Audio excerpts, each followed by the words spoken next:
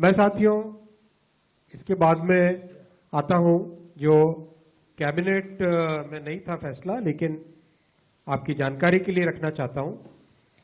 माननीय प्रधानमंत्री जी ने केंद्र सरकार के सभी कर्मचारियों के लिए 8th सेंट्रल पे कमीशन को मंजूरी दे दी।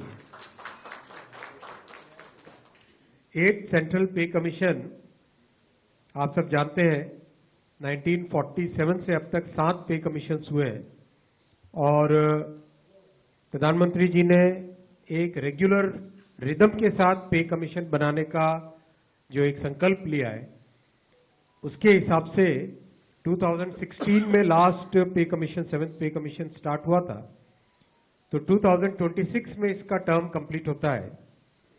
उससे वेल बिफोर 2025 में 8th पे कमीशन स्टैब्लिश करने से सफिशिएंट टाइम मिलेगा so that the recommendations can be received well before the completion of the period of 7th pay commission.